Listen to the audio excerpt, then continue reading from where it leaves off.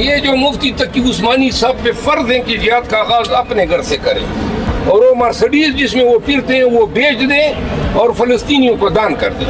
BMW سر 8 کروڑ کی، BMW 8 crore کی، صرف BMW 8 کروڑ کی نہیں ہے، ماشاءاللہ مفتی تقی عثمانی صاحب مدد اللہ دام برکاتہ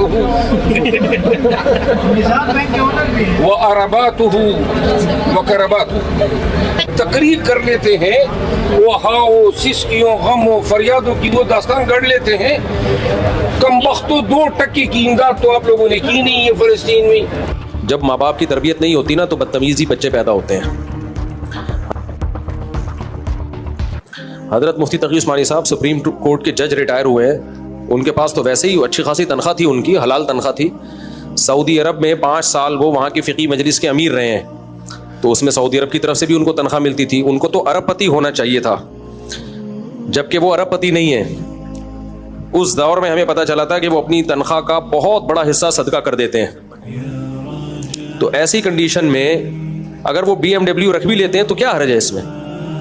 اور حقیقت میں یہ کہ وہ BMW ان کی ہے بھی نہیں، تو میزبان نے ان کو پروٹوکول کے لیے جب کوئی بلاتا ہے نا تو کچھ لوگ خاندانی بدتمیز ہوتے ہیں۔ حضرت مفتی تقی صاحب تو ایسی شخصیت ہیں، ان کی زبان سے تو کبھی کوئی منفی جملہ ہم نے سنا ہی نہیں ہے، کبھی ان کی زبان سے کوئی منفی جملہ نہیں سنا ہم نے، کوئی منفی بات، انتہائی بااخلاق۔ تو ابھی دیکھو میڈیا نے ایک ایسا ٹرینڈ چلا دیا ہے ملک میں، جو منہ میں اٹھتا ہے اپنا کریکٹر ان لوگوں کا دیکھو، آپ اپنی عیاشیاں ان کی دیکھو، کیا کچھ نہیں کر رہے ہوتے یہ۔ اپنی جماعتوں تک نے تو ان کو نکال دیا ہے، اپنی جماعتوں میں نہیں فٹ ہو سکے، سمجھ رہے ہیں نا؟ یعنی جن تنظیموں میں، جن سیاسی جماعتوں میں تھے انہوں نے کک آؤٹ کیا ہے ان کو۔ بعض تو ایسے اعلیٰ درجے کے مجاہد ہیں کہ 1-2 دفعہ اسٹیبلشمنٹ نے 2-4 چترول لگائے تو فوراً اپنے قائد سے برات کا اعلان کر دیا۔ یعنی آپ جس قائد کے پیچھے چلا کرتے تھے، 2 تھپڑ لگے اور آپ نے وہ بولا قائد ہی آپ کا گیا، ٹھیک ہے نا؟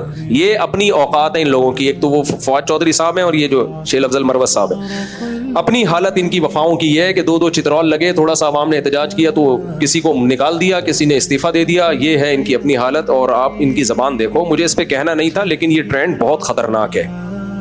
علماء کو، بڑے لوگوں کو میڈیا پہ جس طرح منہ پھاڑ پھاڑ کے بکواسات کی جا رہی ہیں، آپ کو اگر کسی سے کوئی اختلاف ہے، آپ کسی دوسرے عالم کی بات نقل کر لو، بھائی یہ ان کی بات ہے لیکن دوسرے حضرت یہ کہہ رہے ہیں۔ تمیز مارکیٹ سے کیا ہو گئی ہے؟